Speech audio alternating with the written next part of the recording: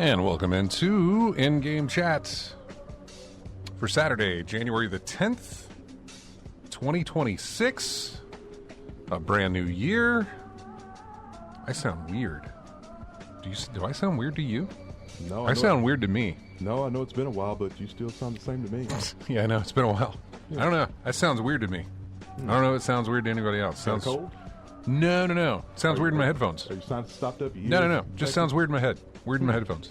Okay. Like something different. I'm not sure what. Anything in Q maybe? No. Strange. I don't know. Or maybe I'm just not used to hearing I don't know. Yeah. It sounds odd, but if everything sounds fine on your end, then I'm fine. Yeah. Just let me be the paranoid me that I can be. Anyway, we're in season 20. 20 years. Yeah. We're working on our 20th year. Mm-hmm. Yeah. Okay. Episode 1. I'm Scott. And I'm RJ. Welcome to the show. For the 20th time. For the 836th time. Over the past 20 years. So, welcome in. Oh, goodness. If you want to know, it's been 2 weeks, like I've never done this before. If you want to get in touch with us, you can use Discord. We're doing that sort of thing. We're on Twitch right now. Go to ingamechat.net. You can find the links that'll get you in touch with us, whether you want to use email. We're on the Twitter. We're on Blue Sky. We're on Facebook. You can also find us, like I said, at ingamechat.net. Then you can email us. We're streaming on Twitch right now. Go to twitch.tv. And type in game chat in the search bar. Just go to our website and scroll all the way to the bottom and you'll find a link. You'll find a link to our Discord and to our Twitch there as well. And then you can join us while we talk, chat about video games. Of which we're going to be doing today because it's been 2 weeks. I don't necessarily know that we have a lot of video game things to talk about. But it has been 2 weeks, and there were sales, and there were Christmases, and there was New Year's, and there were time off, and there were times to play. Oh yeah, before I forget. Again, it's been 2 weeks, and I have to do this, so, I forget sometimes. Because apparently, in 2 weeks, my brain thinks of other things and doesn't remember the routine. So, yeah. Anyway, welcome into the show.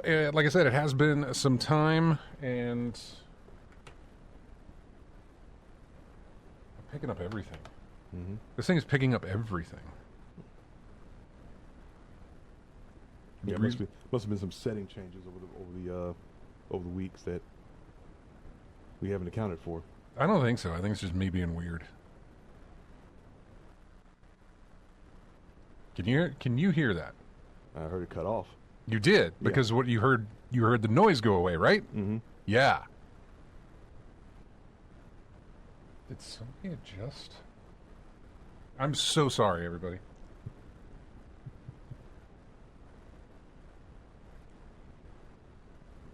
Everything's fine. That I can tell. How old is this equipment again? Older than me. But we're about the same age, actually. In some of it. Some of it we are. Yeah, I might flip mics, like during the break. I might swing this one around, swing this one back over, and I might use that. I don't know. We'll see. Just to see. In fact, I can pop this up, and let's see. Yeah. That would be the one. That would be the way to go. I don't remember hearing like all this background. Yeah. Yeah. Like it's coming in real hard. That's why it was throwing me off. Weird, and I'm so sorry.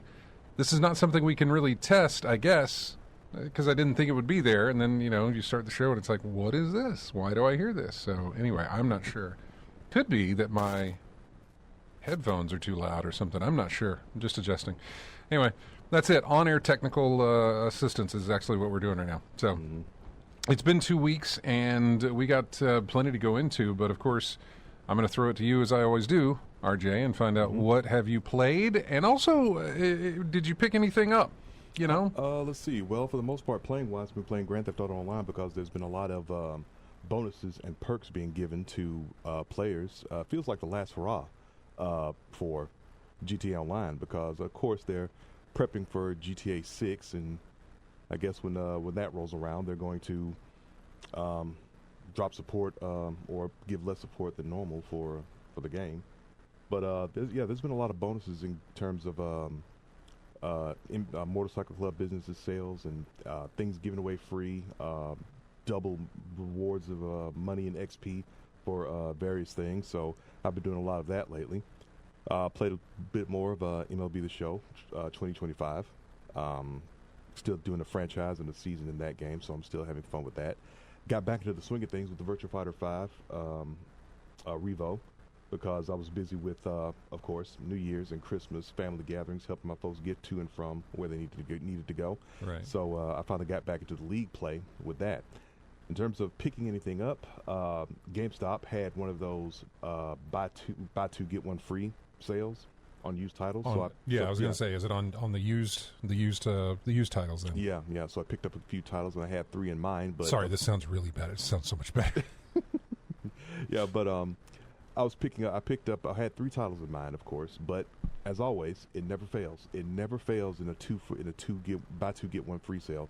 You'll find 2 immediately, but that third one is always elusive.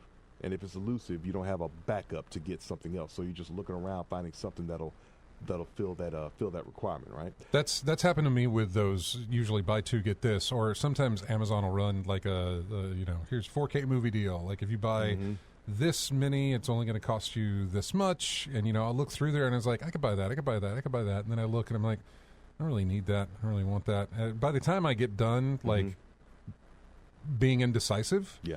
I come full circle back to the point of I don't need any of this. What am I doing? And then it's like I never buy anything. Here's another one. Don't I have that? Well, there's that too. Yeah, you were looking at like, wait, don't I have that one already? So, sometimes I know I have it, and I'm just like, but I don't have it physically, right? Like I have it digitally, but I don't have it physically. As if some way that justifies it. No.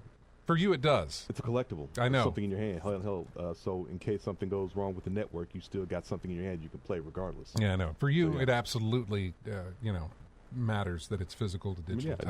I've had to double dip sometimes, especially on a few movies. Got the DVD version, then I got the Blu-ray version, then I got the upgraded 4K version. The 4K version, yeah, things like that. But trust me, I've been down that double dip, triple dip road many a time. Yeah. But I picked up the titles I ended up picking up was PGA 2K5 golf. I picked up Demon Souls, so I finally got the remake of Demon Souls for the PS5.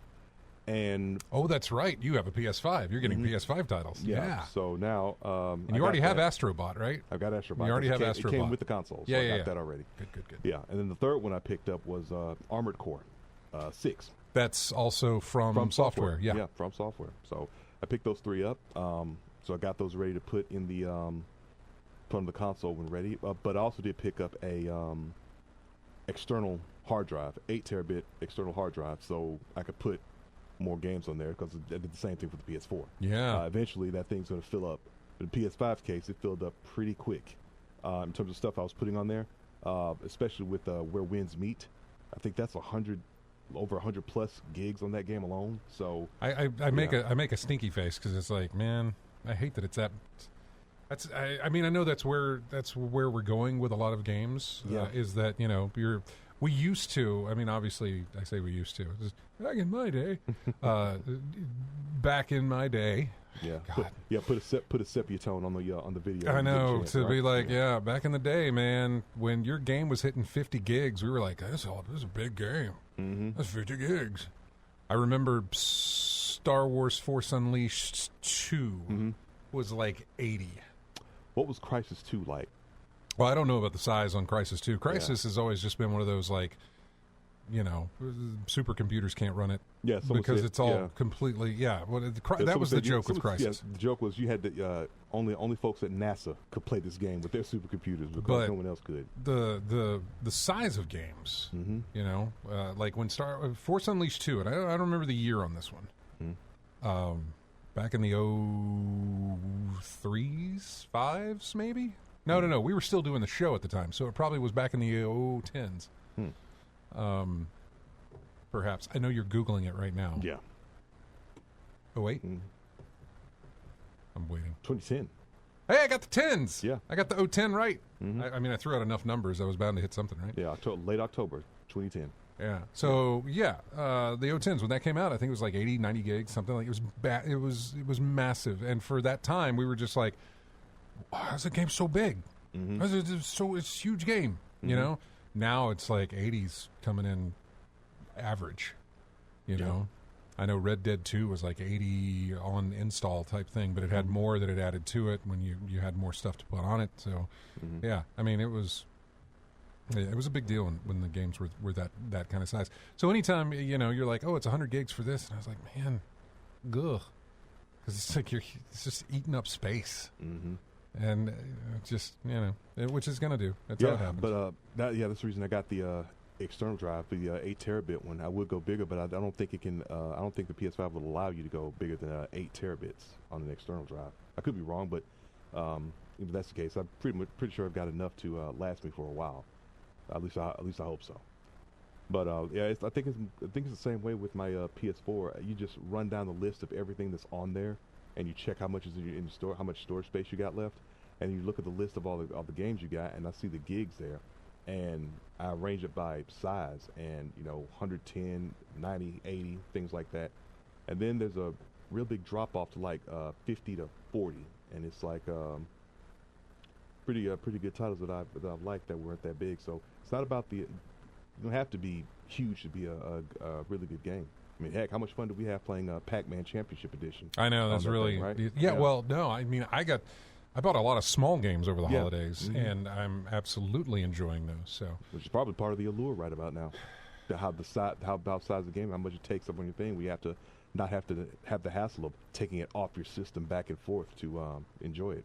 Man, that's true. Mm-hmm. What else? Anything else? No, that's pretty much it. Having those titles and having increasing the backlog, basically this holiday season. Yeah, no kidding. Which I did absolutely do.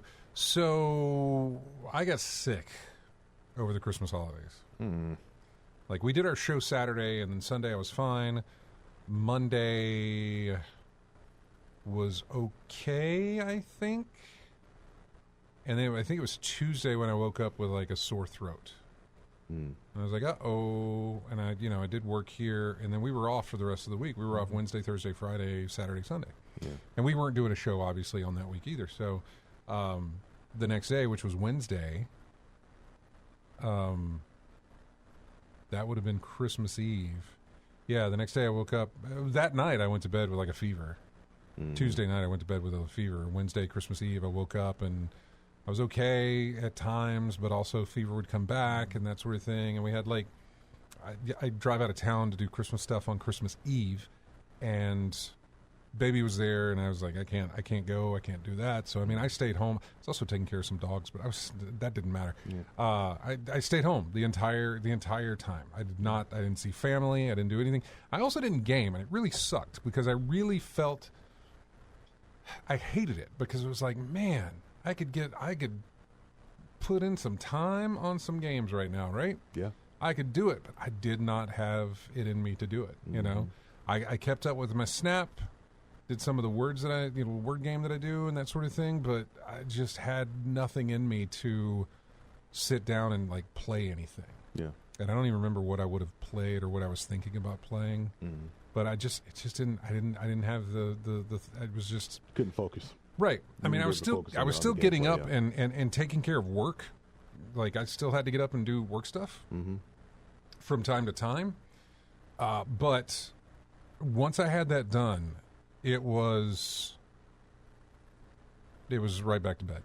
Mm-hmm. Not to go to sleep, but just to lay down and watch television or something. I just didn't feel like concentrating on a game at all. You didn't start doping up when you started feeling the tingle of a sore throat or a little I sickness? did, but it didn't do anything. Didn't do it? Okay. So I just kept, I kept up, I kept drinking the junk, which is Alka-Seltzer Cold, or the generic brand. Doesn't matter. It's, I don't like it. But I drink it anyway because it's supposed to help me. And, it make me sleepy or whatever. And it was just, that was it. So I got sick. I couldn't play. And it sucked. It did, because I really wanted to, not necessarily knock out my back. My backlog. There's no... Yeah. There's no... Yeah, I got a backlog, too. I know. Yeah. there's no miracle that exists that would ever get me to knock out my backlog. It's just too much, which is fine. I don't mind. It means I got lots of options whenever I want to play. But even then, it was just like I ain't feeling it, and so I didn't. So let's see. I picked up a bunch of stuff. I have played, and I will say this: I've played more Spider-Man on the PlayStation 5. Played more of that. I don't know how far into it I am, but if I'm going by the skill trees that I've been unlocking on my characters, I'm getting pretty close to filling those out. You know what I'm saying? Mm-hmm. Like, I don't have any more upgrade paths to go, or I'm getting close. You're maxed out. Close to being maxed out, yeah. Now, that doesn't necessarily tell you anything in the style that I play, which is do a lot of side stuff, and a lot of things that aren't even side stuff. They're just regular little things you can do in between missions and stuff that pop up, street crime, stuff like that. Mm-hmm.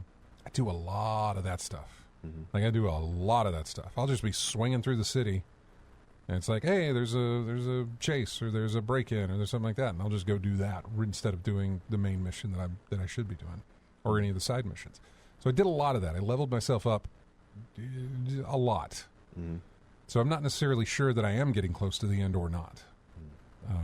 I don't know how that all works. But anyway, Spider-Man I've played. Well, I picked up a lot of games on Steam. And I'm wondering if my phone or if the website is going to give me a better idea. See, a smart person, folks, of which I am not, would have queued this up already, knowing that we're going to be talking about the holidays. But nope, not me. I didn't do that. We'll get it one day. We're going to go to account. We're going to go to the account details, and we're going to look at purchase history. Purchase history. Problem with purchase history is it doesn't show you the games that I got with, like, buying it somewhere else. Mm-hmm. And then, if I bought it from a key shop and I put the activation code into Steam and activate it, that doesn't show up in my purchase history. Yeah, well, so according to Steam, if you ain't buy it from us, it doesn't count. Right. So let me go down what I've done. December 12th, we were here for that. I bought Mega Man 11, but that was whatever. I got Sophia the Traveler. That's a little, like, hidden object type game that looked really fun. Okay. I'm not normally into those, but there's been a game on my wish list from 2 years ago that I got to demo, and it was a hidden object type game. Mm-hmm. And at the moment, I can't remember, but it's coming out pretty soon here, finally. And I was just like, when is this thing going to release? When is it going to release? And so I saw this one come up, and it was cheap. And so I was just like, oh, that looks cool. I picked up Splinter Cell Pandora Tomorrow. I know. I've already played it. I've got it I've got a boxed copy. Mm-hmm. So that tells you how old this is. Yeah. But I have a boxed copy of this game, and it was like $2. It's like, okay, that's our double dipping, basically. If it's a title that you played over a decade ago, but you have to go through a lot to get the thing to play again. But you see it available on Steam or PC or on the current consoles. Yeah, that's where you double dip and pick up. And usually something like that is maybe like what, $2 to $7. This was $2. Well, it was on sale, so it was $2. Mm-hmm. I'm trying to look to see if I can find my library. Will it give me my? It will give me my library. Except, oh yeah, I forget. It only shows me. That doesn't show it right. Maybe the desktop will. Anyway, what else I got? I have Splinter Cell Pandora Tomorrow. I got something called lossless scaling. Now, the guys in the chat room might know what this is. It's not a game. Mm-hmm. It's an optimization tool that you can run with a game to help frame rate, I think. Maybe like DS Fix? Kind of. Yeah, but it's a broader scale on all. Yeah, kind of something like that. Like you can find it on the Steam store. It's called lossless scaling. People say it works great with the deck, the Steam Deck, the handheld, and it also works great on your desktop as well. I have not even tried it yet because some of the games I'm playing do not need that. These are very small little whatever type games. Mm-hmm. I got a game called Pizza Tower, which I've talked about. It's a platformy type game. Haven't played it yet. Okay. I was about to say, it sounded like some like cookie clicker for a second. No. It's not. It's not an idle. It's not an idle type. An idler type game. I picked up a game called UFO 50. Released, I don't know how many years ago, but and by the way, all the songs in today's show that we run in and out of commercial breaks come from UFO 50. UFO 50 is a collection of original titles, 50 of them, hence the name, right? That start in like 1982. You know, in other words, this is an original game. They built a game that was like, hey, how did games play in 1982? Let's build a game sort of based on the titles that might have been available in 82. Then let's build a game that's based on something that might have been made in 1984 or 3. You know, it would just... So there's like 50 of them, and they're all like really kind of old school type games. Nothing that you've ever heard of, but they represent a year in... I say a year because you don't get 50 years, but they represent a game that would have been made in a year like that. And apparently there's a connection between all 50 of them. And they're all original. They're not something where it's like, oh, we're going to put Pac-Man in here or Dig Dug or something like that. Right. It's all original titles that are in there. And there's 50 of them, which I'm like, that's 50 games for like $15. That's great. I haven't played it? Nope. But it's what it is. I have actually played a couple of games on it. But there's more, because there's 50 of them, and I really haven't gone through all 50 to see what's on offer there. I also bought a game called Slots and Daggers. That is a roguelike type game, where it's very much a Balatro, very much a Clover Pit type game, where you've got modifiers for a slot machine type stuff, and you can get prizes, or you can modify how the bonuses and multipliers and things like that work. Right. So Slots and Daggers I picked up, and I also got a game called The Root Trees Are Dead. It's a detective game. I say it's a detective game. It's a murder mystery type game. You get some information about this family that's been murdered, and use the internet to kind of, internet sleuth it sort of thing and figure it out. So I'm interested in that one as well. And then I got 2 games that I'm going to talk about, and I got more, but I need to figure out how I can find those. This says, no, inventory won't be what I need.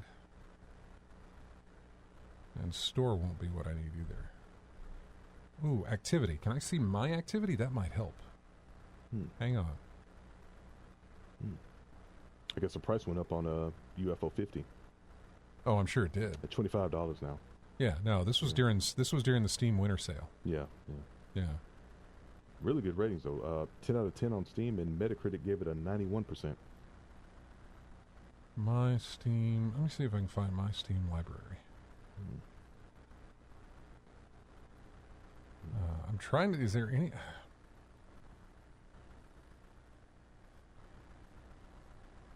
I'm really trying to find a way that I can find the library. It doesn't. The app doesn't show me what I need. The website absolutely doesn't show me what I need.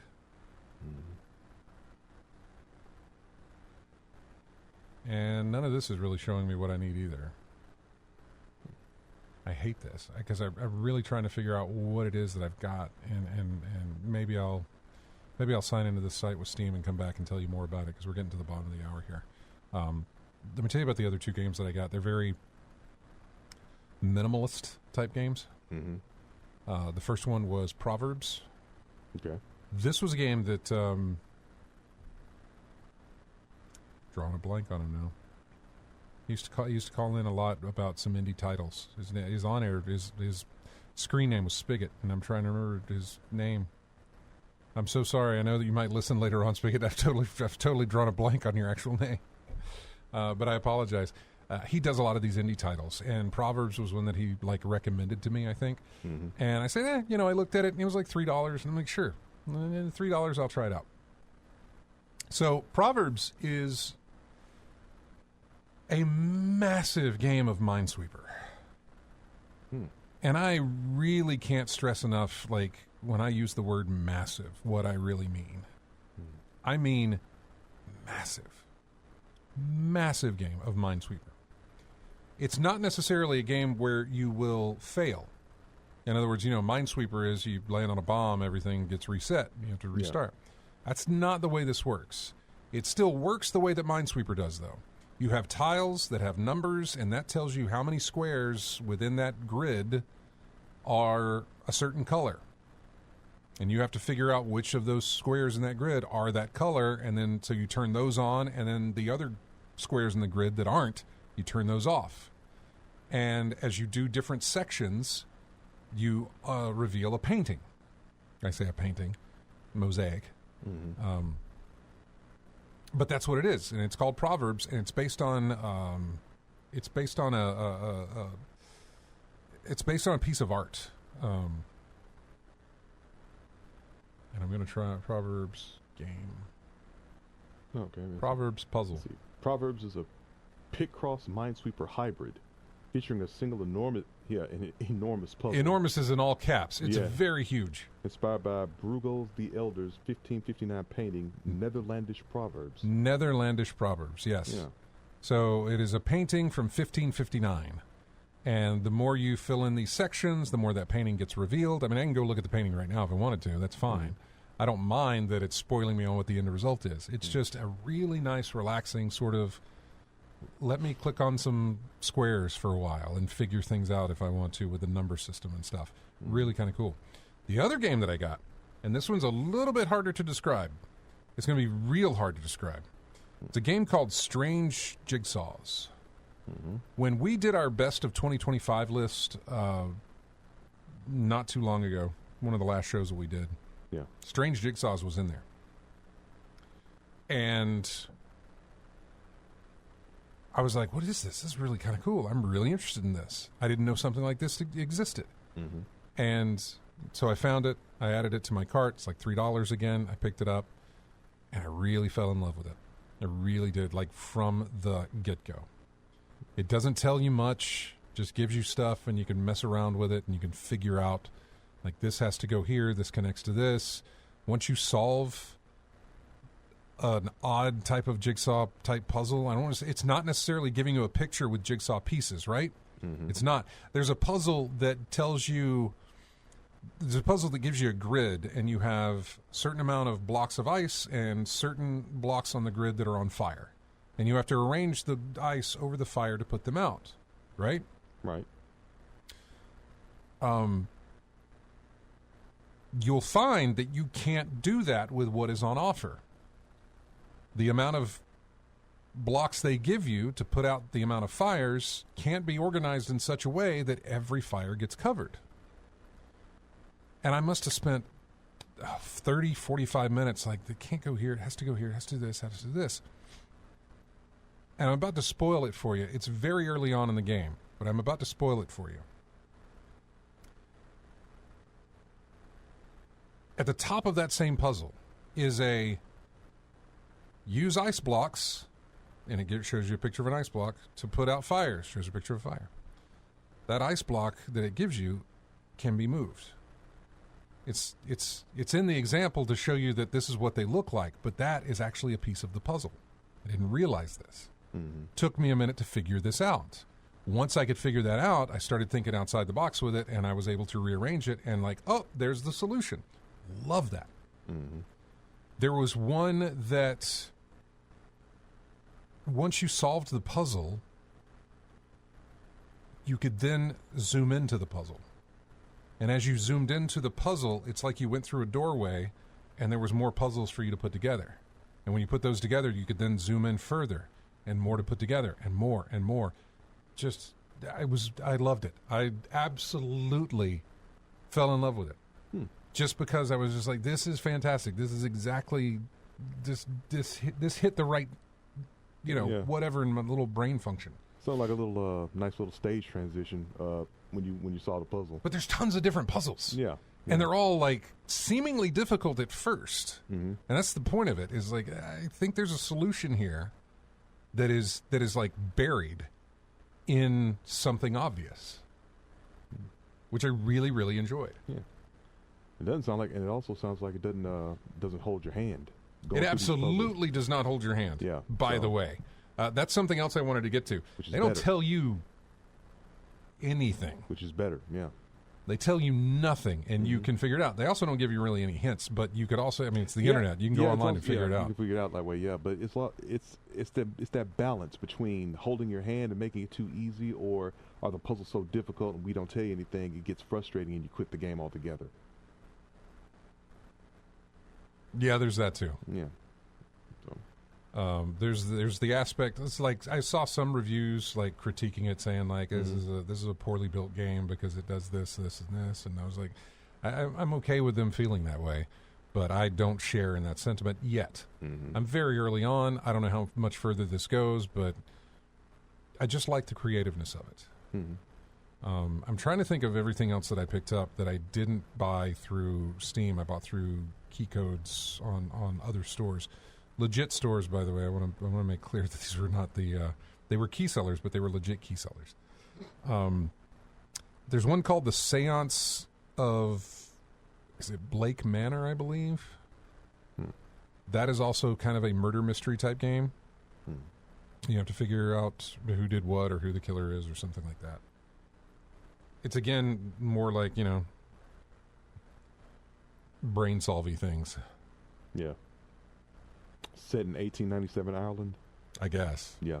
It's the Seance of Blake Manor. Yeah. Oh, look at there. I remembered. Hey, that's pretty good at this point. Having a memory to remember that. Yeah, supernatural detective mystery set in 1897 Ireland where you investigate the disappearance of Evelyn Dean in a remote hotel full of secrets and otherworldly occurrences. Okay. Yeah. I picked up Neva, which is the next game from the folks that did Gree. Okay. Gree, by the way, was a beautiful game. So artsy title? I would say artsy, but it was platformer, but Gree was just really one of the most beautiful games I've ever played. One of the absolute most beautiful games that I've ever played. Not necessarily in the game mechanics, but the game mechanics were really kind of cool. They were nice. Nothing that was like out of the ordinary, but sufficient. Yeah. But the art style was beautiful. The music and the way things flowed and moved in the game was just it was art, And so when they announced their next game, which was Neva, and this has been a few years that they announced it, I was like, it's a wish list, like right now. Automatically put it in there. Yeah, and I finally picked it up. Yes, I was looking up Gree. Came out mid-December of 2018. Yeah. Yeah. And I only finished that like in 2022 or so. And, fell in love with it. And then Neva, I think, was released in 23 maybe, or 24. Let's see. Yeah, October of 2024. Yeah, 2024 is when Neva came out, and I finally picked it up. Christmas of 25, so. And the other game I picked up was something called, I'm going to screw it up here, Absalom. Is that right? Okay. Is it Absalom, I think? Yeah. Absalom. Yes. It is Dotemu. Is that right? Or how do you pronounce them? Dotemu or Dotemu. Yeah, Dotemu or Dotemu. The developers on that, and Guard Crush. It is a beat-em-up gameplay with art. The art style, the animation style is really, really good. And it's got a nice review on Steam, and I've heard a lot of people talk about it, and so I was just like, you know what, I'm going to do it. Oh, look at there. Gareth Coker is the composer. I had no idea. We've had Gareth on the show. Yeah, we did. He's the composer for the game. I absolutely now need to play that. But yeah, there may be some others that I'm leaving out, but I think that is it. I think that's all that I bought. I think. Still trying to think. Yeah, I think that's all that I bought. So, anyway, that's what I've been playing. And if I've left some out, that's because, my memory focuses more on video game names than it does on what I've been playing, I suppose. We got to take a break. When we come back, we will, I don't know, we'll jump into some stuff, some news, whatever. Maybe I'll read some of the chat room there because I haven't been reading some of the chat room. There's not necessarily a whole lot to kind of talk about. There's a lot of AI that's going on that we can talk about. There's some free games that we're getting this month. PC building is still depressing at the moment. And it's only getting worse. Yeah, a lot of stick with what you got. Stick with what you got or buy it now because it's only going to get worse. Like if I had bought... So RAM was bad in December, right? Mm-hmm. But if I bought it in December, I'd be paying less than what I'm going to be paying this month or next month or any further month that comes ahead. Mm-hmm. It still would have been overpriced back then, but it's only going to get more so as time goes on. I think I've heard folks talk about how it's the DDR5s that are really jumping up in price. It is, but that's the problem. 4? Right. Well, that's the problem, though. 4 is great if your motherboard accepts 4. Right? That will. Which mine does. Yeah. But I don't need to. I got 64 gigs of DDR4 memory. I'm good. Yeah. I don't need to increase my memory. Yeah. But my motherboard is like the CPU that I have in my motherboard right now is the last line of that socket. It doesn't go any further, which means if I get a new CPU, I got to get a new motherboard, which means I got to get new memory. Stick with what you got. Well, yeah, that's what I'm doing. That's what I'm saying. That's what I'm doing. Run it till it turns into dust. Yeah. Yes.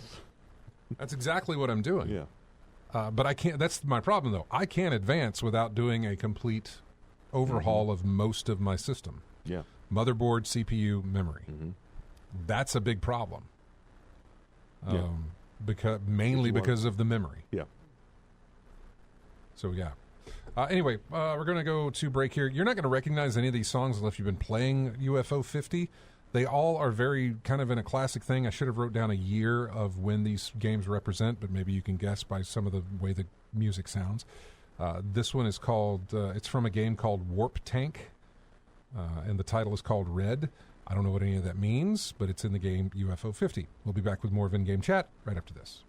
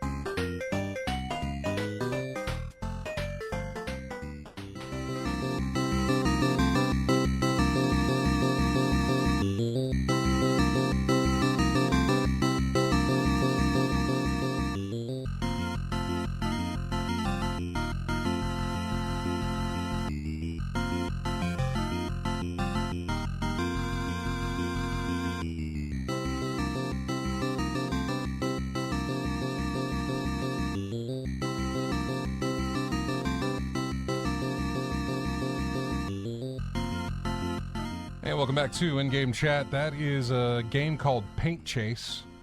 I don't know, right? Take it at face value, you're chasing paint, right? Mm-hmm. That's just music that plays during the gameplay. And obviously it's not very long either. Like 48 seconds. There you go. We're back. Boom. RJ pointed something out to me just a few minutes ago, and I did not... I didn't see... Zufu had said that he hadn't been... I guess I missed that whole thing where he said he hadn't been in here in 5 years. Welcome back. Things have changed a little bit. Somewhat. But AC Wraith kind of handled the answer there. The rest of the old cast occasionally visits, and some of the old callers sometimes ring in. Matt was here for the Christmas show because you were gone. Yeah. So Matt was here for our last show of the year for 2025, and Matt occasionally pops in every now and again. He's welcome anytime he wants to, but he occasionally pops in every now and again. James hasn't been on the show in a while. I actually haven't talked to James in a while. Not that we had a falling out. It's just one of those things where it's like just people go off and have a life, and you just, you lose touch. However, it never fails that every time I sign into my Ubisoft account, which that's another game I meant to tell you. Every time I sign into my Ubisoft account, he's there playing the Division 2. It says that he's playing the Division 2. But I mean, seriously, every time I log in, he's playing Division 2. Unless, of course, somebody else got his name. And that's what they do, is just play the Division 2. I have no idea. I could reach out, I've thought about it, and I thought about it for the Christmas show. I was like, I could reach out to him, see if he could pop into Discord. He didn't have to come into the studio if he didn't want to. I don't even know if he's still in town. I have no idea. There was a moment there where he was moving, and then that seemed to have not happened, and I don't know. Haven't talked to him in forever. But wouldn't mind talking to him and getting him back on the show for a bit to just chat, see what he's been up to. Yeah. See what he's playing, see what he's doing. Sorry, I'm getting some stuff out of my here. So yeah, no, James hasn't popped in. Haven't heard from Chris in ages. Used to be in the Discord, used to listen to the show, used to call, that sort of thing. It's been forever. So yeah. What else do we have? So you're exactly right. Let's see. Swinging around is so well done. I guess you're talking about the Spider-Man game. Lethal Migraine picked up the MLB The Show. The deluxe edition of the Harry Potter game is only $15. So I traded the spoils. What I wanted to talk about was Ubisoft was having a sale, and there were two games I was looking at there. I was looking at Star Wars Outlaws. Okay. It was like $11 with their coupon code thing. And I'm like, it's not bad. Open world Star Wars game, $11. Probably give me a good value on that. And then there was Assassin's Creed Shadows, which came in at like $25 with their code. And I was like, yeah, maybe. I was going to go in for both, but it was like $40. And I was like, I don't know, because I'd already spent like $40 on Steam and a couple other ways that I spent the money with. And I was just like, I don't know. So I ended up not getting Shadows, but I did get Star Wars Outlaws. 2 days later, after I'd pulled the trigger on this, because I bought it sometime earlier this week. And a few days later, it was announced that Star Wars Outlaws was coming to Game Pass. Right? Yeah. So I had not installed the game. Right. So I went through Ubisoft's refund policy, which is you've got 14 days from the day you buy it to return it, or 2 hours after you play it. Okay. Or 2 hours of playtime or something. I can't remember what it is. Don't exceed 2 hours of playtime when you try to return the game. Right. Okay. Then you can return it within the 14-day time limit or something like that. Right. So I was good, and so I did a refund through them and got my $12 and some change back because it was going to be on Game Pass, which I already subscribed to Game Pass, which means I can play it there anyway on PC, right? And I would be fine. So yeah, I did that, and that was that. And I was telling you about another game, Horizon Forbidden West. Forbidden West, yeah. So randomly, I got a gift certificate to Best Buy for like $10, and it expired on the 4th of January. And so I was just like, I need to make sure I go in and claim that, right? I need to make sure I use that. I went on to Best Buy, and they were like, I could get a PlayStation Store credit of $10 if I wanted to do that. I could not buy a Steam card. You know what I'm saying? I couldn't buy credit on Steam with my gift certificate at Best Buy. Right. Oddly enough, though, I could buy money for the PlayStation Store that way, but not with Steam. And I was just like, I don't like that. So I saw Horizon Forbidden West. That's the brand new. There's the I say brand new. It's been out for years, but it was the sequel. The latest in the thing, yeah. Yeah, it was the sequel. I own the first one on PC, the enhanced edition or whatever, and here's the sequel, and it was like $35. And I had a $10 certificate, plus I had another $10 certificate I could issue from just rewards points from buying at Best Buy. So there I go, $20 off of this $36 game. And, you're looking at like, what, $16 to pay for it now? Yeah. Then I had like almost $10 in some PayPal credit. So when I went to buy through PayPal in Best Buy, took off another like $10. You know, I ended up paying like $8 for this game, out of pocket. And it's, you know, this is what I do. This is what I do. I look for deals. Yeah. I try and pay the least amount of money I can to get the most that I can from it. Yeah. And then there's sometimes that I'm just stupid with my money and don't do any of this, and I buy it full price. Yeah. So yeah. So yeah, it was like a what we've been doing lately. Like we talked about a few shows ago about how we're not in a rush to get it day one. You want to just bide your time and wait because you got a backlog you can go through until the price eventually drops. I mean, like I used to have to talk myself off that cliff of like, hey, it's day one, don't buy this. Now I don't have to talk myself off. I just look at my account and it's like, I can't buy this. It's like, no, I cannot buy this. I need to wait for a sale. Yeah. Wait for a deal, wait for a sale, wait for something to come my way and do it that way. So, I mean, it's like, see, is it worth is it a game that's worth a full price for you? Basically looking at it that way. A lot of games were like that, back in the day, but nowadays it's just better, in my opinion. Just hold off and wait. You don't have to be day one. Just see how it hits first. You don't have to be day one, but there's games now. Some of the games that not the games that you play, but a game you did play, and a game we just mentioned, Division. Arc Raiders, Helldivers. These multiplayer type games that really at the beginning are loaded with people playing them and really have their moments at that time. And like Helldivers 2, I wanted to jump in immediately when it was done, but I just couldn't do it. Pricing and not sure what was going on. Plus I'd gotten banned from Destiny and I was like, I don't know if I want to get back into this sort of thing again. I don't know. It's only 3 players. Are my guys doing it? Is it fun to play with friends? And are any of my friends playing it? Are they on Discord? We can talk and chat and go through the whole thing. And the longer I waited, the more that hype kind of died down, and then something else picked it up, right? Arc Raiders being one of them. And now Arc Raiders is the thing. And I was very close to pulling the trigger on Arc Raiders. I was reading through some of the reviews, and I came to one review, and for those of you who listen to this later or listening to it now and are like, why would you pay attention to the review? There was one specific review said that, you know, when this game released, this was great, but it's been ever how long it's been now, and here's an example of what I commonly see now, and it was more griefing than it was anything else. I say griefing, but you know what I mean. Yeah. Like GTA Online, I know what griefing is. Yeah. Like, but it had moved from being like really player friendly to where you could run into somebody out in the wild, and they're not gonna screw you over and take your stuff. They're going to let you pass or let you go through or whatever. It's just going to be very peaceful.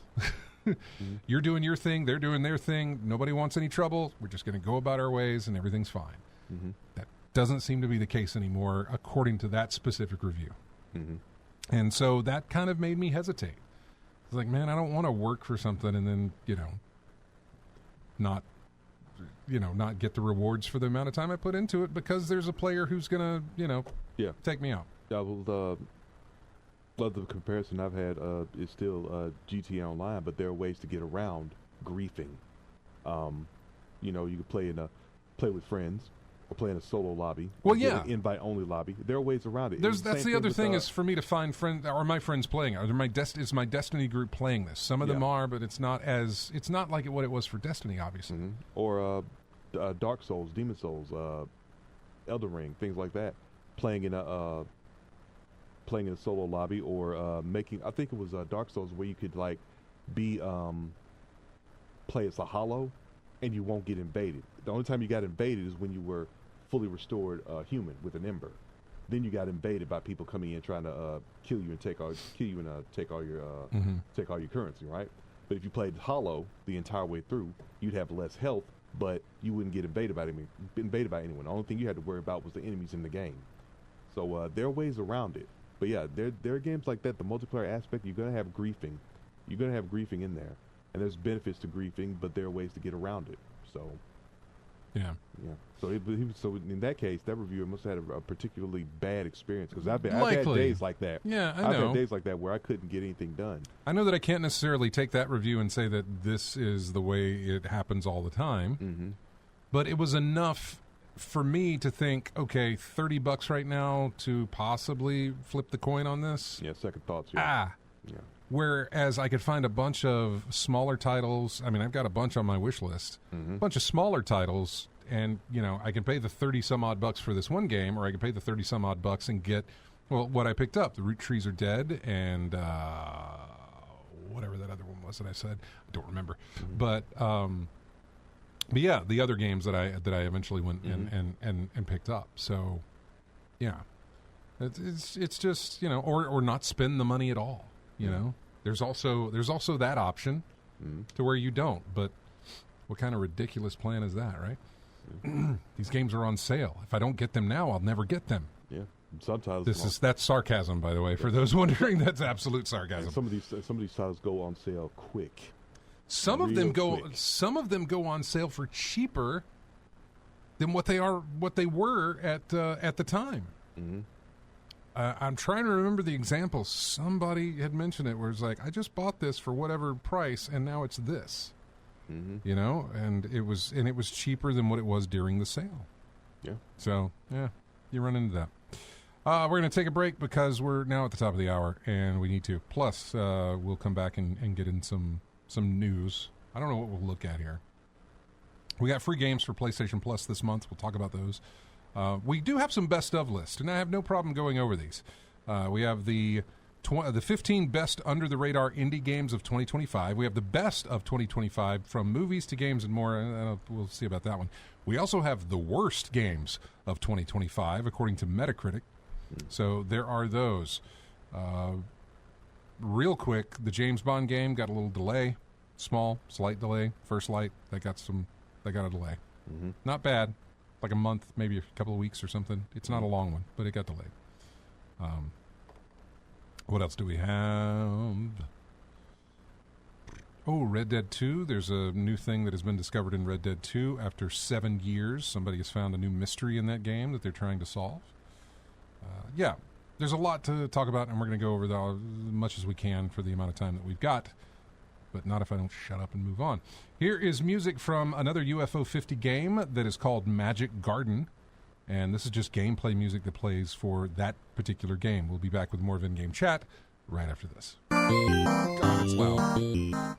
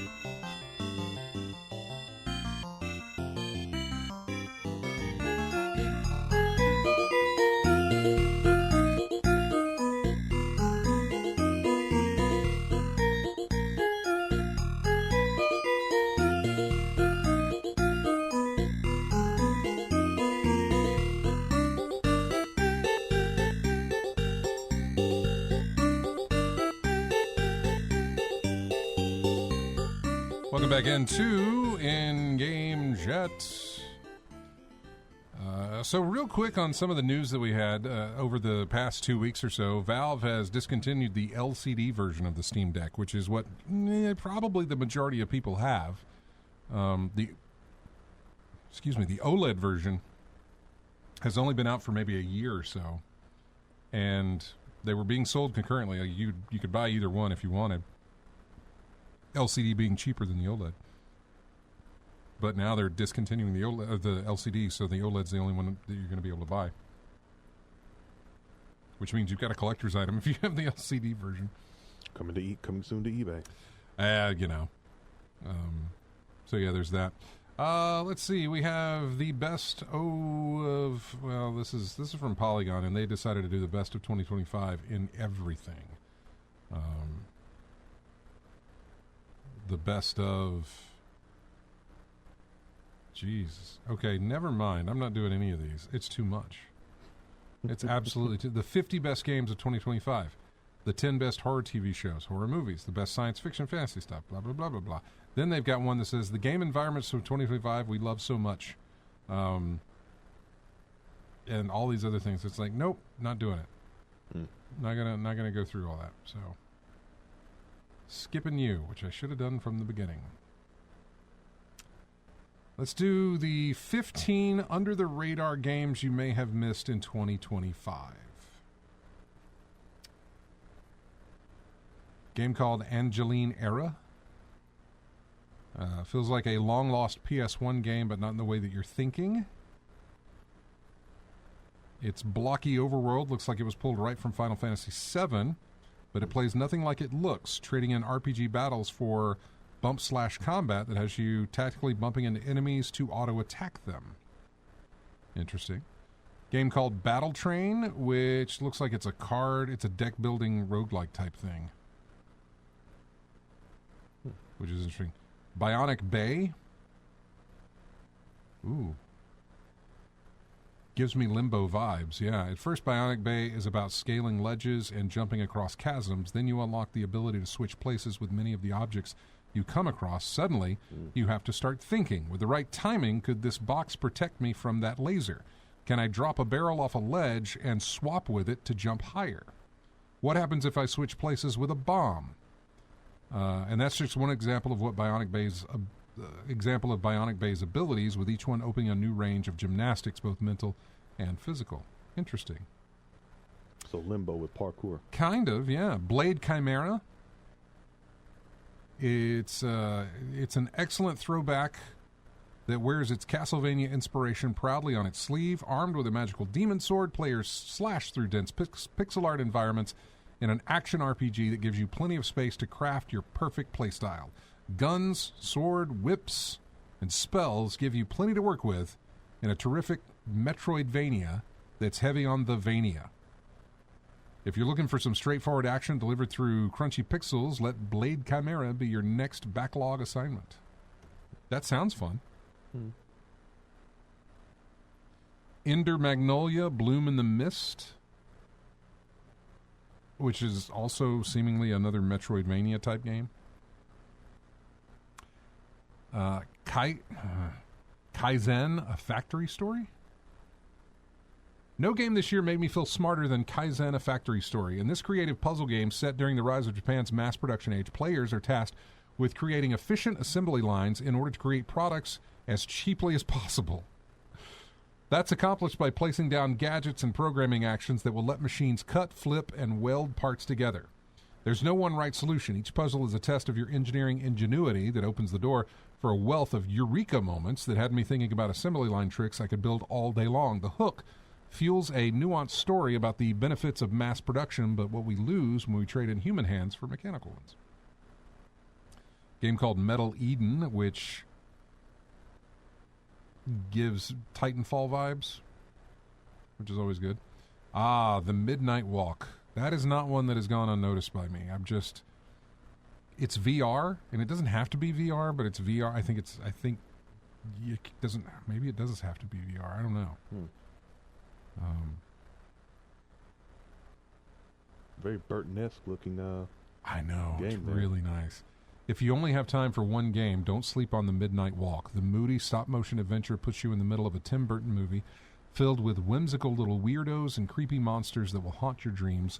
With one of the year's best original scores and a great fairy tale story, it is a can't-miss experience. And if you don't have a VR headset, the standard console version will get its strengths across just fine. Well, that's nice to know. Rift of the Necrodancer, which is a sequel to... It's a rhythm game. Was it Crypt of the Necrodancer? I think? Yeah, I think so. You think you're right.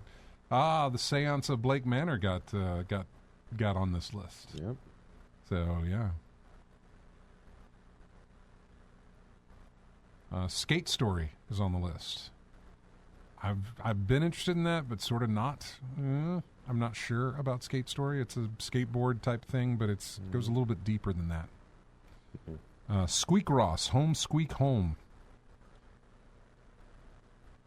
You're not just solving... Whoop, whoop, whoop. Nope, close. You're not just solving grids using number clues in order to draw a picture. The pictures you draw are pieces of furniture in a magazine.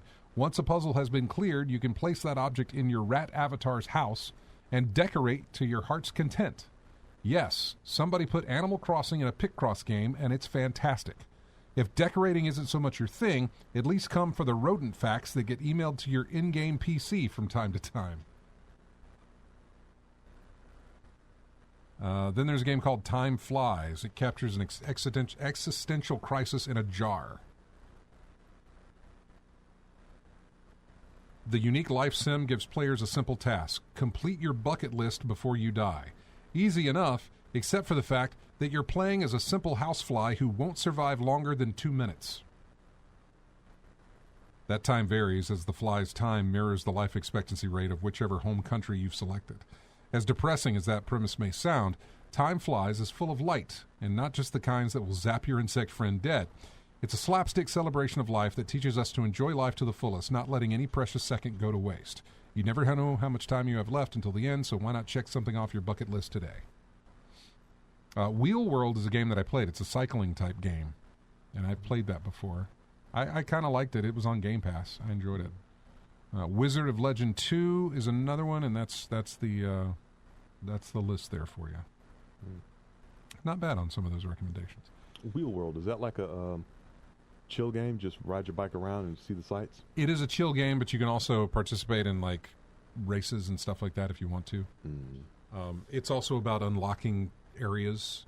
Like there is a gameplay mechanic, a story mechanic type thing where if you win a race, you sort of unlock more of this, or when you, I don't know. But that's all you do. You traverse on the bike. That is it. Yeah, think of a game like Descenders. I think I got that free on PlayStation Plus, but yeah, it was pretty good little bike sim, things like that. But every time I look at a bike, I think about Paperboy. Yeah. And implementing that aspect into a 3D setting would be really nice. Now we have the 10 worst games of 2025 according to Metacritic. Number 10, Nintendo Switch 2 Welcome Tour. Yeah, I would agree with you. You buy a brand new console for $450 or ever how much it costs, and this nice little thing that shows you, like, here's how the Joy-Cons work, and here's how your machine, it should be a pack-in type title, right? Nope, it's $10 on the store if you want it. It's kind of annoying. Yeah, back in my day when you had that free pack-in game, yeah, that was quality. Nowadays, not so much. Number 9 is a game called Rensport. It is it's a racing title. Looks very simish, like it's simulating real racing type stuff. Gran Turismo type thing. Yeah, it's giving me that. Bubsy, which I guess this is a collection of the old Bubsy titles.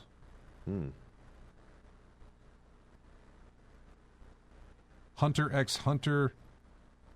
Nin X Impact. I don't know what this is. Anime game. It says when you see a title that looks like an algebra equation, it's a reliable sign that you're pretty deep down the weeb game rabbit hole.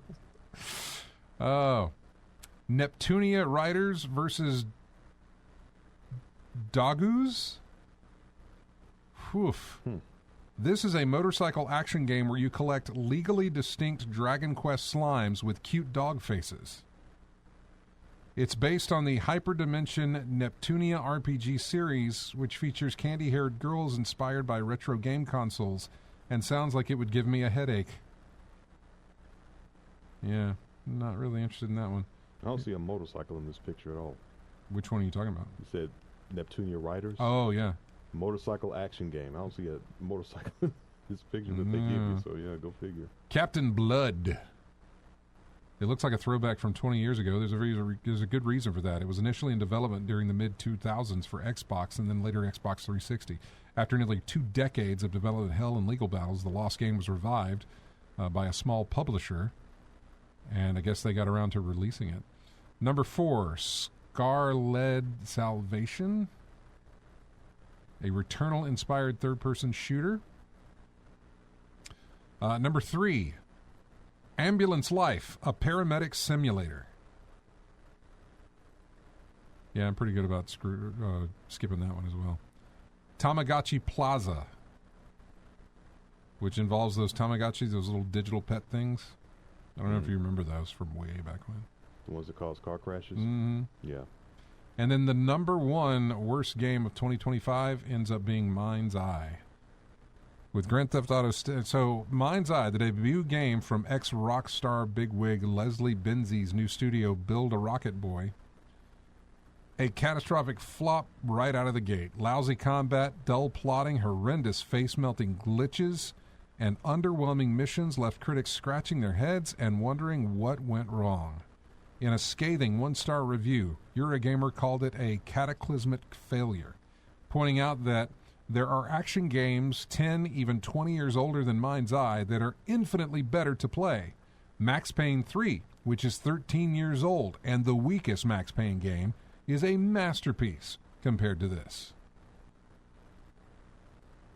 So, yeah. It's the last one I played, actually. Max Payne 3? Mm-hmm. Yeah, it's the last Max Payne I played also. Yeah. Because that's the last Max Payne that they ever made. Yeah. Well, you never went back and played the... I've never gone back to play the first ones. No. Yeah. No. And I'll tell you why. I played the... blank. out of the first one. Yeah. I built a PC to play the first one. Mm-hmm. I built a PC. The first PC I ever built was to play Max Payne. Mm-hmm. And not only just to play Max Payne, but to play Max Payne with mods.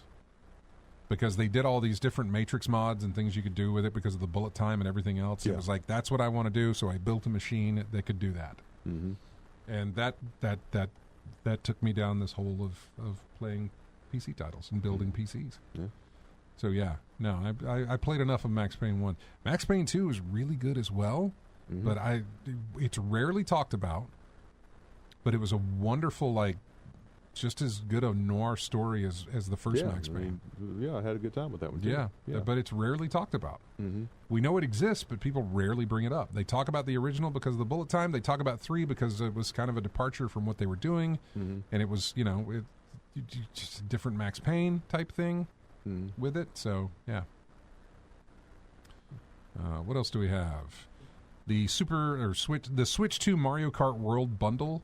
So, like, there were 2 SKUs of the Switch 2 you could buy. Right. One with Mario Kart World that costs like an extra $50, I guess. Mm-hmm. Even though the game itself is like 80 or 90. It was the only way you got a discount. It's the only way you got a discount on the game, exactly. Or you could buy the console sans the game for like $50 less. Mm-hmm. Well, the bundle package is now is ending.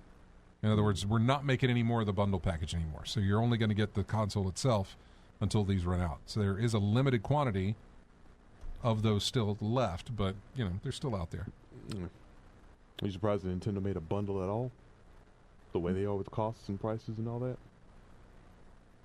It's rare that we get bundles. It's rare that we get games or consoles that come with a game. Mm-hmm. A lot of times nowadays you'll get a console that comes with some sort of small digital game, maybe. Like PlayStation 5 came with Astro's Playroom. Mm-hmm. The Xbox didn't come with anything.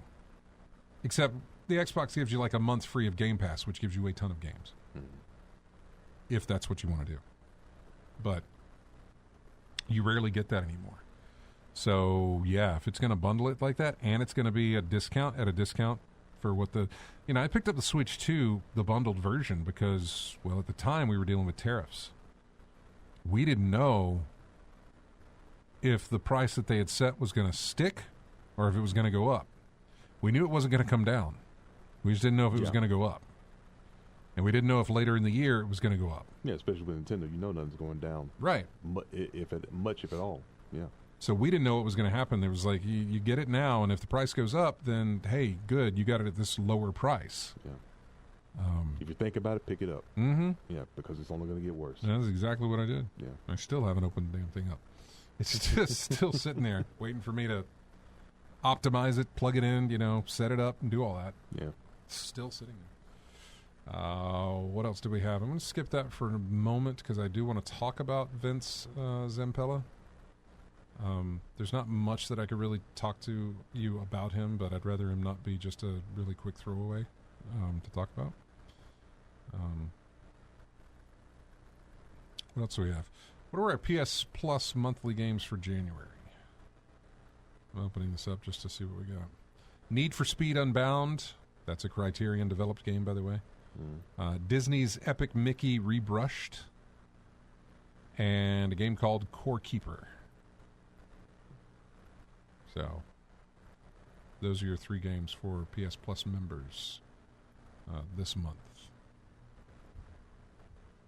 Oh, let's see. January, it says January is much busier for new video games than you think. What are we getting here? January is still positively loaded when it comes to new games. Whether you're looking for a new multiplayer game or a Metroidvania to fill the Hollow Knight Silksong-sized void in your soul, your backlog is about to fill up much faster than you think. Here's some highlights. Pathologic 3, which just came out. Big Hops, whatever that is. The Nintendo Switch 2 edition of Animal Crossing New Horizons comes out on the 15th. Legend of Heroes, Trails Beyond the Horizon, that is on the 15th as well. Mayo, I'm not sure. Memories in Orbit, that comes out on January 22nd. That's a game I'm interested in. Perfect Tides, Station to Station, that's on the 22nd. Also on the 22nd, Ark Knights Endfield. On the 26th, High Guard. High Guard was the game they showed off at the end of the Game Awards recently. In other words, at the end of the Game Awards, it's always like, hey, here's our last little, here's one more thing we want to show you. And they showed off High Guard. Nothing has been said since. They showed that trailer. The game comes out January 26th, but we have heard nothing since then. That's it. We got the debut of it at that Game Awards thing. That's all we know. They have said nothing else. It's a little, and so folks listening might be wondering, why is that a big deal? They haven't advertised. They haven't put it out there. They haven't talked about it. Nobody's mentioned anything about it. Nothing has been said. It was shown at a trailer at the end of a Game Awards one night back in December and has not been touched upon since. Yeah. And yet it gets a release in just a few weeks. And you recall the crowd response to seeing that? I think they hated it. Not because it was bad. It was just dead. Right, but because I think it's the genre is just right. It's a genre burnout. Yes, is what it looked like. What is it, a looter shooter type thing? Hero style looter shooter. Yeah. A cast of original heroes, but it's not the same way with Marvel Rivals because that's established characters that people all know and love. But this is a bunch of It's just one of those things where it's like, man, it's been done, and it's been done to death. Yeah. 7 Deadly Sins Origin comes out on the 28th. Karen, a game I've been talking about for like a year now. The mountain climbing game, Karen. Yeah. That comes out on, sounds like a bullet hitting a rock, right? Karen. January 29th is when that releases. A game called Don't Stop Girly Pop on January the 29th. That's just fun to play. January 29th also sees a game called I Hate This Place, and then you get Code Vein 2 on January 30th. You're familiar with that. Yeah. Mm-hmm. We'll see how much of a departure it is from the original. I saw the clips and videos and things like that. I mean, it's still vampire fighting, but some things have changed from the last go-around. Karen. Okay. Enough of me playing or saying that. Yeah. Bullet effects. It's Karen. That's Karen. Oh, if anybody wants to, I downloaded the demo and I need to play it. It might be something I do tomorrow. Dragon Quest VII Reimagined got a demo this week. It's on both console and it's on PC. The demo. The demo, by the way, the progress you make in the demo will carry over into the full game when you get it, whether it be on console or PC. You also get a special reward for playing the demo. When you get the full game, you'll get a special reward in the game. But yeah, I'm kind of curious about that. I'm really kind of curious about that, which is why I downloaded the demo. So that might be something I do tomorrow. Yeah, okay. Let's take a break. When we come back, I'll just, finish up what we've got in the news here. It's really not that much. I mean, there's a lot, but is it worth talking about? Anyway, here's music from a game called Velgress. If I'm pronouncing that right, it's off of the game UFO 50. All of the music came from a game called UFO 50 with 50 different type of retro-style games. This is Velgress, and it's just level 1. We'll be back with more of In-Game Chat right after this.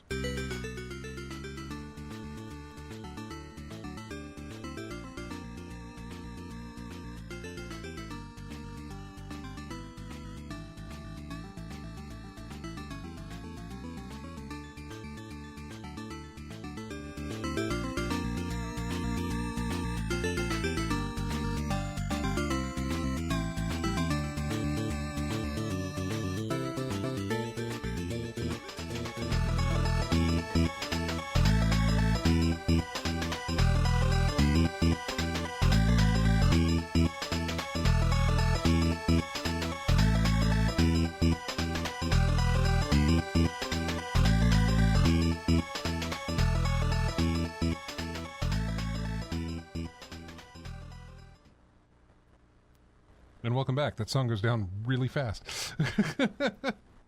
That was a 23-second song, and I apologize. It moved by so fast, I don't even remember the name of what it was. It's just there and then gone. 23-second, so I apologize. It comes from UFO 50, thank God, so I can tell you that much. Yeah, you can get that much right. Yeah. Yep. So, yeah. Anyway, welcome back to the show. God, that was fast.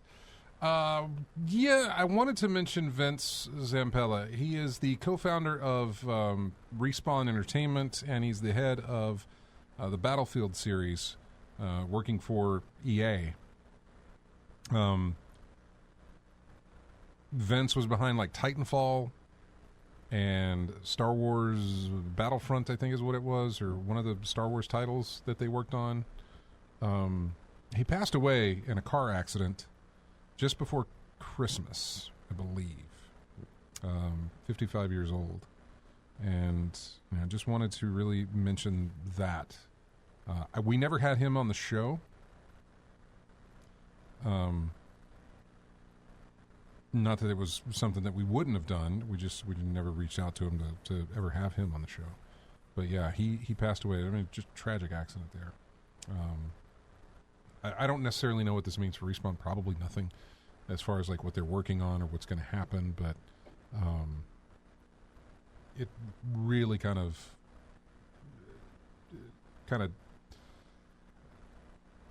a sobering moment. In the community, he was very well liked. He wasn't one of those folks that really had any kind of baggage that came with them. In some cases, where we've seen with other developers who, come with a little bit of side eye, I guess, on some of their ideas or takes or anything like that. Some of their past. Vince seemed pretty good there. So anyway, something to mention there. What else do we have?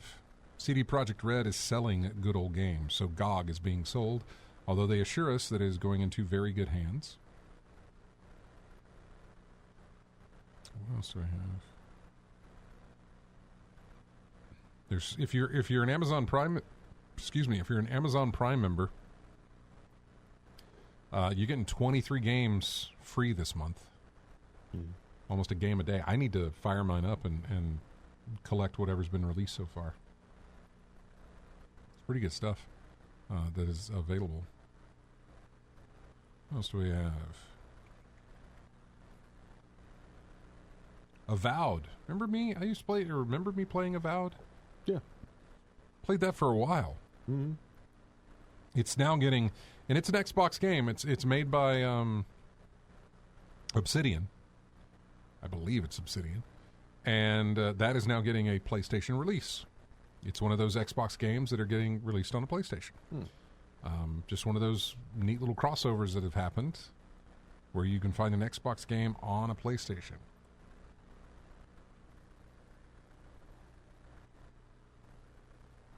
The DICE Awards. We got nominees for the DICE Awards. And if I can click on it, there it goes. I don't know why it wasn't working, but yeah. Which I'm sure it's going to be Clair Obscur, Expedition 33, running the gauntlet on this thing. Yep. Clair Obscur and Ghost of Yote lead the pack. 8 nominations each for those two games for the DICE Awards. February 12th is when the the awards will be live streamed out of Las Vegas.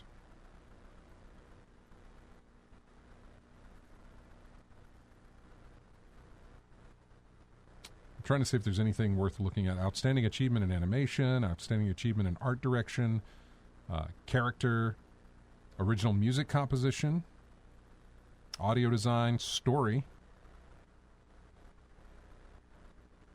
South of Midnight made that a nomination for story. Clair Obscur is in there for story. Consume Me, that game about eating disorders, is also in there for story. That sounds like one of them games with impact type. It is. Yeah. No, it was nominated for that. Yeah. Outstanding technical achievement, Donkey Kong Bonanza. Death Stranding 2 is in there. Arc Raiders, of course. Action Game of the Year, Absalom, that I talked about, is nominated. Arc Raiders is nominated. Ninja Gaiden 4 is nominated. Adventure Game of the Year, Donkey Kong Bonanza, Ghost of Yote. Blueprints is in there. That's interesting. Your Family Game of the Year, there's 2 Lego games in there. Fighting Game of the Year, I'll throw these out for you. 2XKO. Capcom Fighting Collection 2, Fatal Fury, City of the Wolves, Mortal Kombat Legacy Collection, and... Not that one. Well, not this one either. WWE 2K25. There's not another fighting game that could be nominated in there instead of that? I have never... Trying to look at all that was released in 2025. Why not Revo? I know. Revo was released. Yeah, Revo was 2025. Why was that not put in there? I don't know. You got your Racing Game of the Year. Mario Kart World is in there. Role-Playing Game of the Year. That's Claire Obscure. Sports Game. Strategy Simulation. Immersive Reality Technical Achievement. Sounds new. It does sound new. Immersive Reality Game of the Year. Oh, this is kind of VR, I guess, but I don't know. Why don't they just call it VR instead of immersive reality? I don't know. It's like they're trying to sound bigger than they are. I don't know. Outstanding Achievement for an Independent Game. Blueprints is in there. Baby Steps, Consume Me, Despelote, and Dispatch. Mobile Game of the Year. Well, screw that. Online Game of the Year. Arc Raiders, Battlefield 6, Marvel Rivals, Split Fiction, Mario Kart World. Game Design, Kingdom Come Deliverance 2, Hades 2. Game Direction, Blueprints, Claire Obscure. Game of the Year, Claire Obscure, Ghost of Yote. Arc Raiders, Blueprints, and Dispatch. I mean, anything that Claire is in is likely a win, given what we know. Something I was just thinking about with these categories. Outstanding Achievement for an Independent Game. What exactly do you mean? Sales? No. What exactly did you achieve to? I mean, what do they consider an achievement for an independent game? Not sales, maybe. I mean, if the reviews are good, but I mean, it's just a nomination that they gave it, just like anything else. I don't think it's based on reviews or it's based on sales. I think it's based on, hey, this was really good. This is a really good independent title. Balatro is a really good independent title. Like, even if it didn't sell well, which usually if it's really good, it's probably going to sell well. It's probably going to sell well, yeah. So, I mean, Balatro would be something that would have been nominated for that time when it released. So it's just something that's really, really good, but it's also independent. Yeah. You know, it's not necessarily their first title. It's not a debut game, but it's just an independent title. Yeah. Because the first thing I thought about when I saw that category was sales. First thing was sales. It's got to be more. I'm thinking it's got to be more than that. Because, absolutely. Or which one, or popularity, which one was talked about the most? Which one was the most unique? Because a lot of games nowadays are copycat more than anything else. So the uniqueness factor, was that something to consider as well? I don't know. I'm not sure. I'm not sure at all. Let's go figure. I do not know. Well, we still got 15 minutes. Yeah. DICE Awards. Who's the voters in that one? That's going to be, I believe, it's developers. In fact, the Academy of Interactive Arts and Sciences had revealed for the DICE Awards. So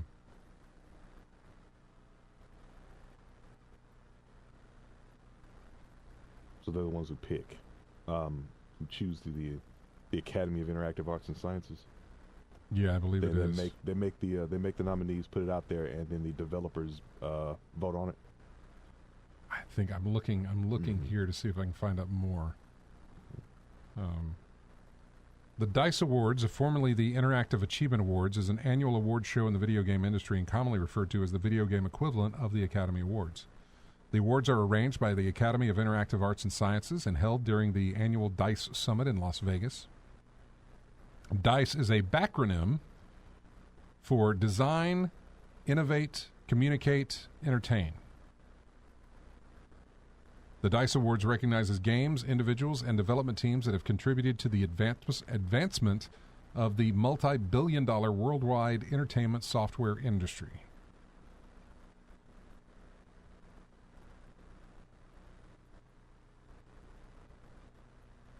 The finalists in each category are selected by a peer panel assembled by the AIAS of over 100 video game professionals across several facets of the industry, including developers, programmers, artists, and publishers, which is published on the AIAS website each year.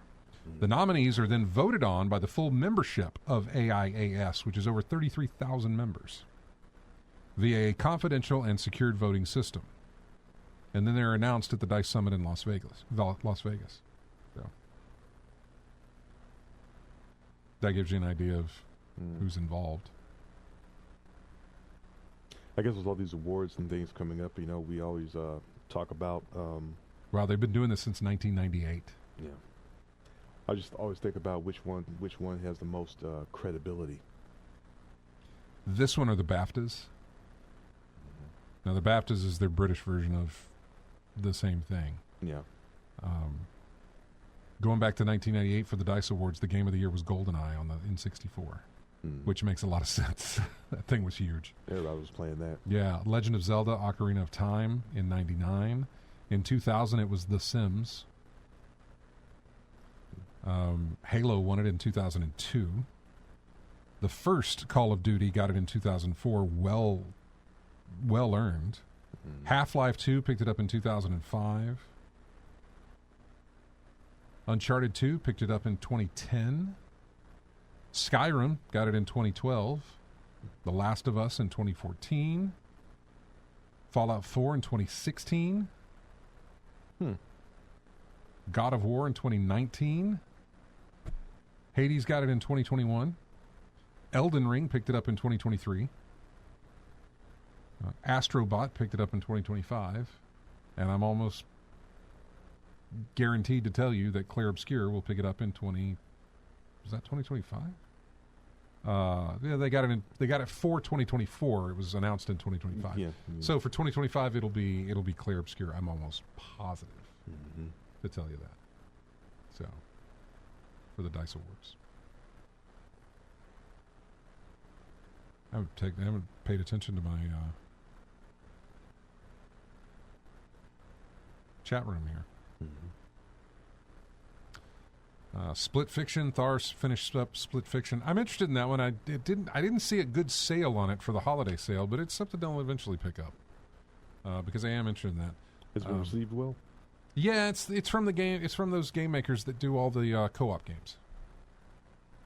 It Takes Two and A Way Out and Brothers Tale of Two Sons, that sort of thing. Hazelight Studios. Okay. They're really good at making co-op games. Okay.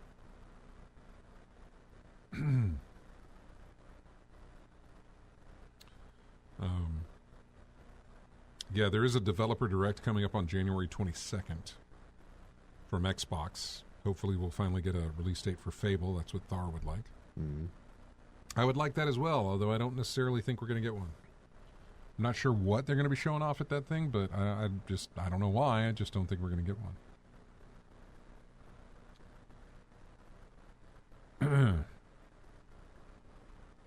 I don't have much time to go into this, but Troy Baker said something about AI, and I haven't read the article.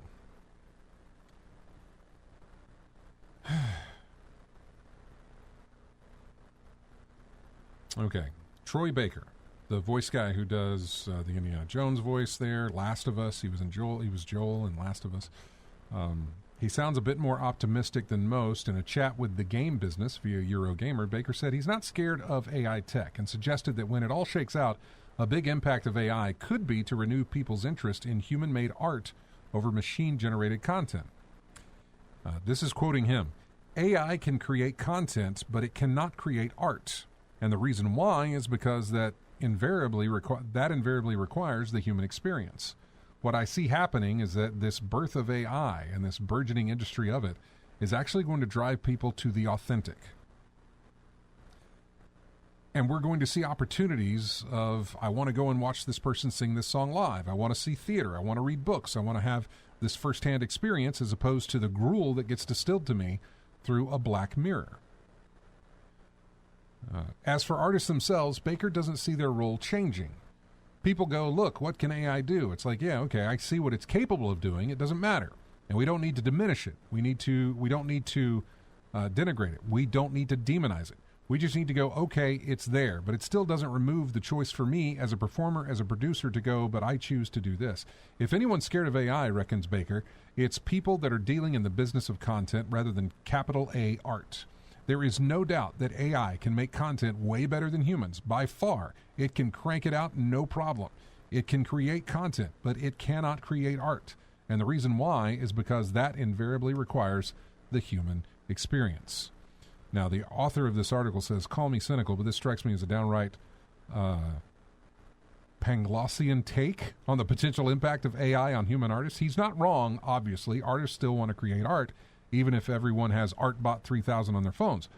But the fact of the matter is that under capitalism, there's not a clean delineation between the worlds of business and art. In fact, they're imbricated in practically every angle. Unless you possess pre-existing wealth, you need someone to pay you for the art you create in order to put food on your table. Sure, Baker might be right that AI won't kill the human desire to produce art, or even the desire to experience human-made art. But if the people holding the purse strings aren't paying for it to be made, then those desires amount to precisely diddly squat. If the suits are allowed to push us into an all-AI future they so desperately want, then the future will be incredibly bleak for artists. What's that term? Starving artist? I mean, yeah. Yeah, I mean, it's always been hard to push art. I mean, very few get to that upper echelon of being able to make enough money, like you said, to put food on the table.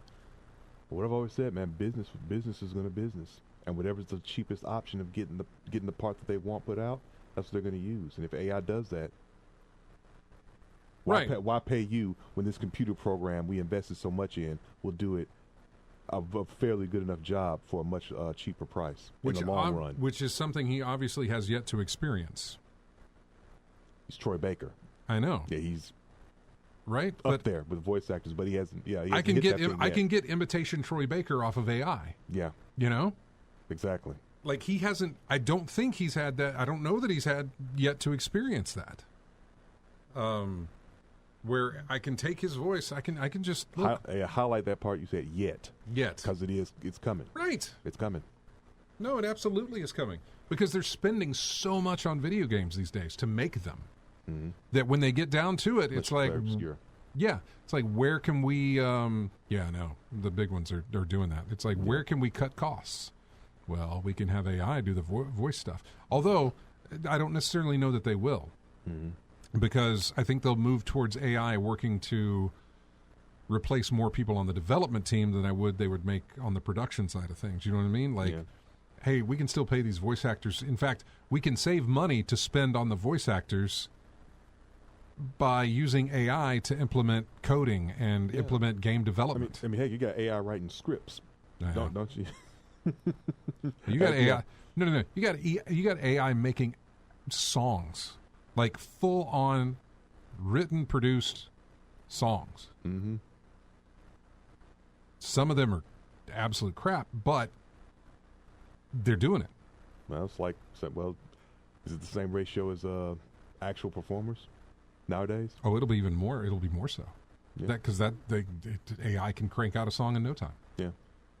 You know? Oh, you wanted it a blues? Yeah, performers make a whole bunch of garbage, and then you got a couple that make that's good and gets popular. Is AI about the same rate or less?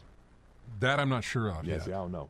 Because so far, and I'm not saying that it's happened yet, but so far when you're talking about music, so far I don't know of a record company that has sort of signed on to distribute an AI piece. You know what I mean? Yeah. You know, I haven't heard of any of these record companies sending out like, hey, here's a new song. It's made completely from AI. Would you like to play it? I mean, it does exist, but I haven't heard it being picked up yet by any reputable publishers or anything like that, like Mm-hmm. record labels and stuff. Mm-hmm. But it's absolutely being done. Yeah. And when they find it, when they find the right one that does that connection, that makes that money, this is why my memory's going up. This is why the price of my memory's going up. They keep wanting to do more AI stuff. Mm-hmm. It's just ugh. I don't mind AI as a tool, by the way.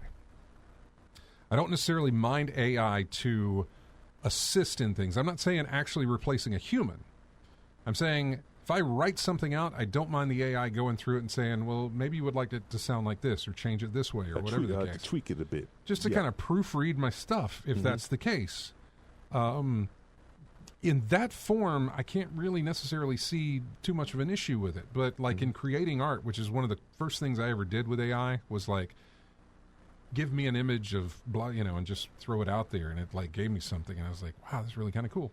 Yeah. Right? And it was at first. Mm-hmm. And then everything started to look the same. Mm-hmm. And started having that, and this is now in the dictionary and lexicon and everything else, started having that slop, that sort of AI slop to it. Now we have videos that I don't know if that's AI or not. You have to look real hard to make sure that you have to look at little things. We don't. Certainly made people more scrutinize what they see on the internet a lot more. Yeah. We have very little time. We're running out of time. But I remember something. It was right after Thanksgiving, and Greg was here, and he had a video of like this family at a table, and there was this dog, and he jumped up on the table and started eating the turkey and that sort of thing. Yeah, and there was a reaction and everything else. Yeah. And I was like, oh man, wow, that happened. And I looked and I looked and I looked and I looked closer, and I was like, wait a second. I think that's fake. Mm-hmm. It looked really good, but it was fake because you could, if you looked at like where the dog was stepping, none of the plates were moving. Yeah, nothing was like reacting. Yeah, it's like in a physical like sense. Yeah, to what's that? the typical thing? Phasing through. The shadows are misplaced. That didn't, like you said, that didn't move. Right. The physics don't work here. Trajectories and things like that. Yeah. So people, like I said, people really scrutinize what they're looking at. But it's like a 15-second clip. And, it's getting looked at and scrutinized, right. too. And all you do is you see that little bit, and it's like, dog ate the turkey. That's funny. Yeah. And you look at it, and it's like, oh, wait, that never even happened. It's completely fake. I don't know. I think that he's wrong here in a lot of ways. That Baker is wrong here, which is fine. He's right or wrong, it doesn't matter. It's his opinion, so yeah. And it says he is not wrong. Artists still want to create art. I mean, that goes without saying. But like I said, I think AI can be used as a tool to help not necessarily enhance art or anything like that, but to maybe refine or point out better ways, I suppose, that you could do things. Maybe, I'm not sure. Mm-hmm. I haven't really implemented it into anything other than maybe writing. Mm-hmm. But yeah, we're behind. We got to go. Sorry. It's one of those things, like AI conversation is absolutely worth having, and I would love to. But yeah, so music that we have left is something called Tactics. Tactics is the name of this. It's the name of the game from UFO 50. It's the gameplay music. So that's what we're going out on. Thank you guys for coming back after the 2 weeks off. We're going to go through another year, season 20 in full effect, and we appreciate you being here along with us for the ride. Have a fantastic week, and we will see you next Saturday.